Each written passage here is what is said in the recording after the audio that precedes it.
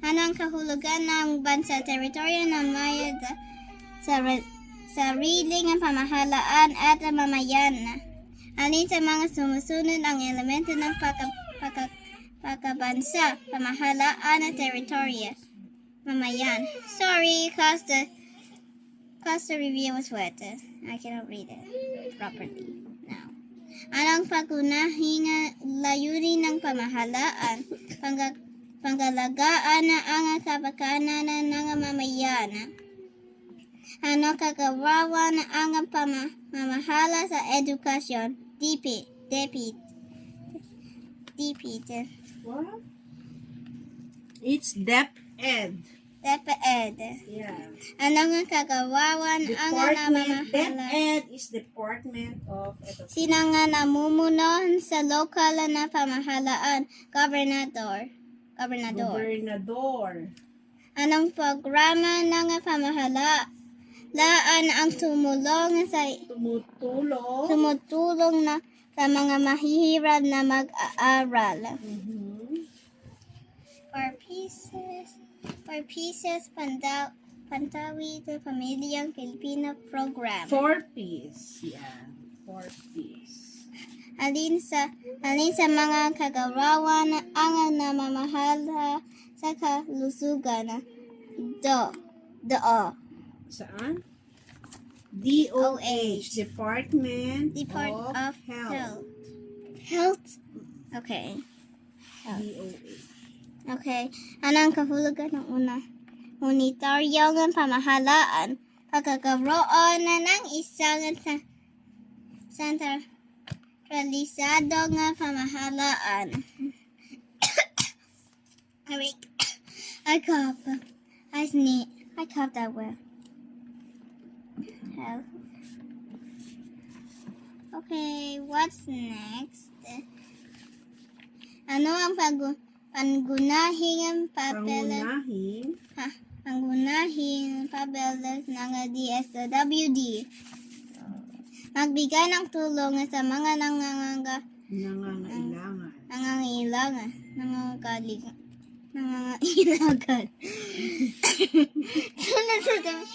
Read. Halina na komunikasyon na sa mapagpuon ng batas. Anong sanggayon na ang pamahalaan ang gumagawa ng mga batas? Legislatibo. Okay, don't tell me again.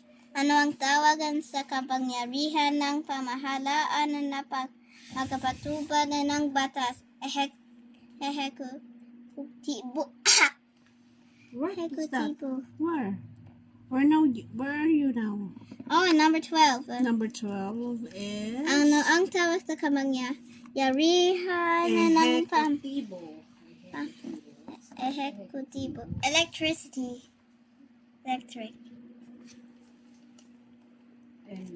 Energy. Ano ang papel ng DOH sa lipunan? Pangkalagaan ang kalusugan ng mamayan. Ano ang layunin ng programming for pieces? Suportahan ang edukasyon at pangkabuhayan ng mahihirap. Alin sa mga sumusunod ay halimbawa ng mga katangian ng isang bansa? Ano ang kahalagahan ng teritoryo sa isang bansa? There's no answer here. Upang magbigay ng lugar para sa mga mamayan. Alin sa mga sumusunod ang hindi bahagi ng elemento ng pagkabansa, kalikasan? Ano ang kagawawan ang mga tungkulin sa pagpapatupad ng mga polisiya sa agrikultura? The Department of Agriculture. Anong programa ng pamahalaan ang nakatutok sa edukasyon ng mga bata? K-12 program. K-12 program. K-12 program. Alin sa mga kagawawan ang ang may papel sa pagtataguyod ng kaligtasan at kaayusan sa bansa. DILG. Ano ang tawag sa pangkat ng mga tao na may iisang wika, relihiyon at kultura? Nasyon. Bakit mahalaga ang mga programa ng pangkalusugan upang matutulungan ang mga tao na manatiling malusog? Alin sa mga sumusunod ang isang halimbawa ng programa ng pamahalaan sa sektor ng kalusugan?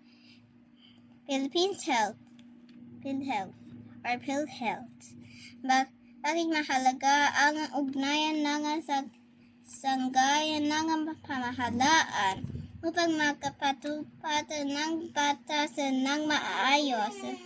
Paano nakakatulong ang programa ng kalusugan ng DOH sa mga mamayan? Sa pamamagitan ng libreng serbisyong medikal, ibigay ang pangunahing papel sa kagawaan ng edukasyon. DepEd. DepEd. I say DepEd.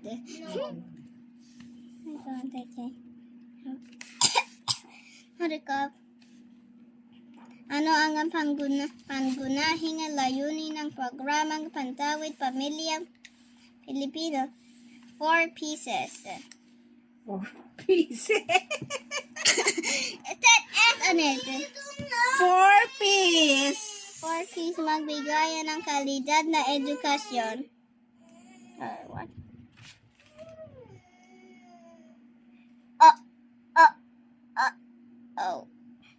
Suportahan ang mga mahihirap sa edukasyon at kalusugan. Paano nakakatulong ang mga programa ng pamahalaan at kalusugan?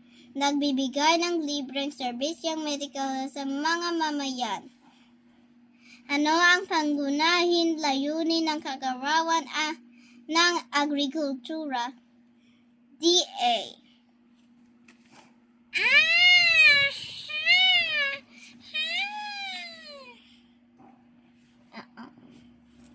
3:31.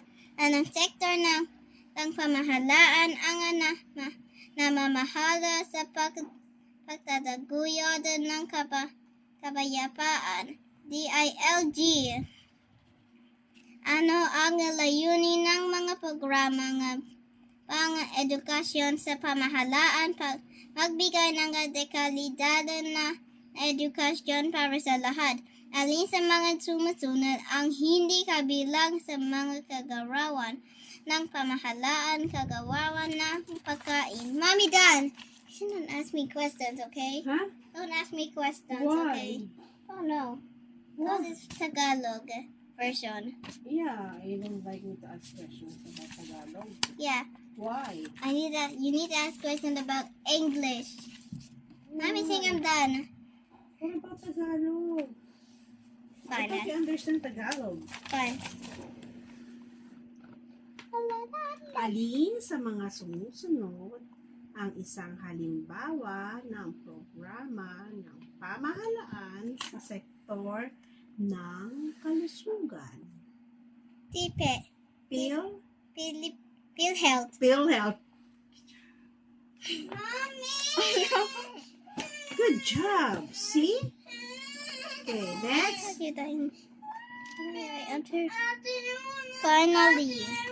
Okay. If it's kalusugan, it is Finally, in PhilHealth. English. Thingy. Okay? It's PhilHealth. Next, ate. Okay. Okay. So, alin sa mga kagawaran ang may papel sa pagtataguyod ng kaligtasan at kaayusan ng bansa? It is LG. DILG.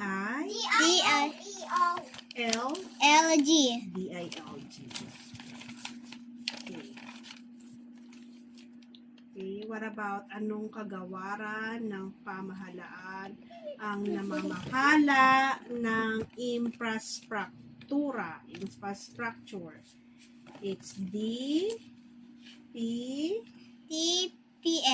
WH. Okay, pag infrastruktura, it's DPWH. DPWH, I say. Okay.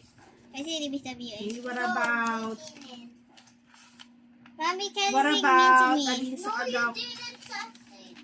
alin sa kagawaran ang namamahala sa kalusugan? Kalusugan. DOH. Okay. Next, anong kagawaran ang namamahala sa edukasyon?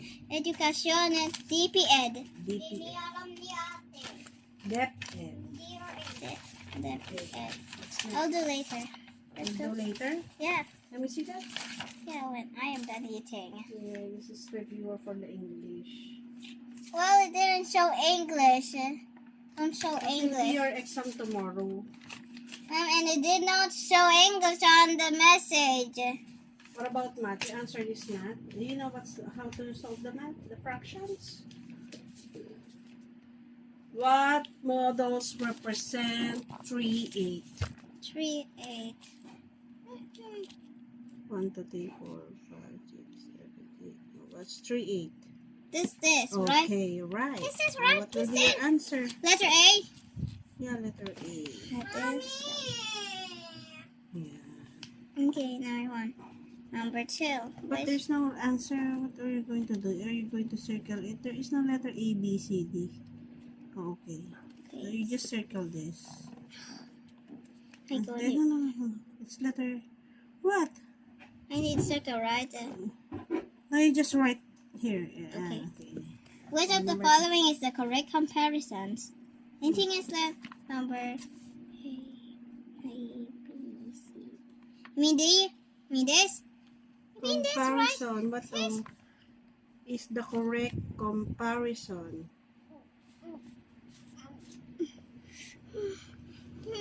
Oh, you next muna. Huwag mo muna sagutan niya. Next. Here? I'm going to next. Here? Yeah, number 3 muna. Which fraction is largest? Thing is number D. Letter D. Alright, look. Which fraction is Which the letter D? largest?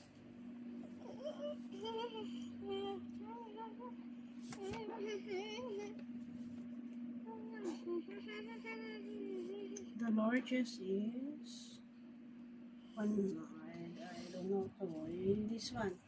Order the following. Number 7. And now it's another mistake. Order the following fraction from the smallest. 3, 2, 3, 4, 1, 2, 5, 8, 2, 3. Order to the here, mommy, you mean it's 1, Order 2, the following from smallest to largest. So smallest. 1/2 to 2/3 3.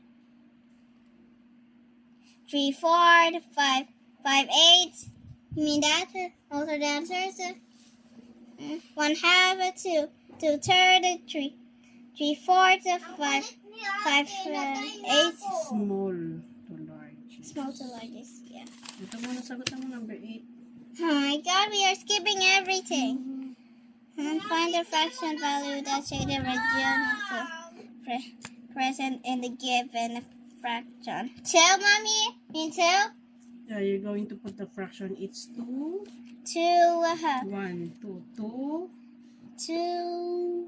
Where am I going to add the answer? How many boxes are there? 1, 2, 1, 2, 3. 3. So how many colors? 1, 2. Oh, 2. What will be the answer? It's 2. 2 2/3. 2/3. Where am I going to add the answer? Here? Yeah. Oh, first. What is the equivalent fraction for 3 6? Equivalent of no.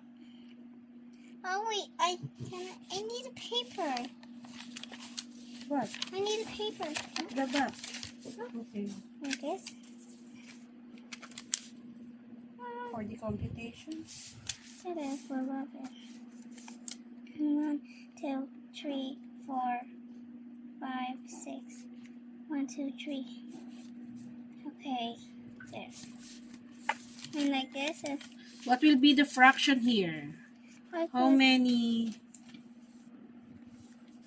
What will the Is it thing is form 5? of the 5 shaded. Wait, what will be the fraction form of the shaded region in the given?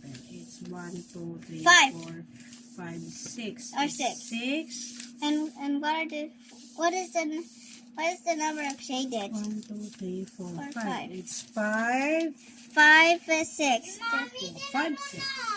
Mami, tinan mo na. Started na. Ano yan? Ito. Wala dyan, kay daddy mong account yan. Hindi yan yung sa'yo. Huwag mong pakalman yan. Hala si Mami. Bakit mo dadali? Mami, Hindi na kay mami, hindi na kay daddy mo. here's It's 5, 6. Oh, this one. Which of the following fractions are equivalent? which of the following fractions are equivalent? I think it is. Let's continue that later. Okay. Okay, we can use that later. Okay. I help you now.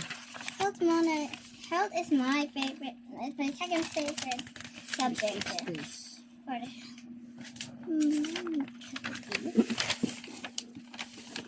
Oh, pape. What does the sound with a theatrical play contribute? Note. Rhythm, tempo, or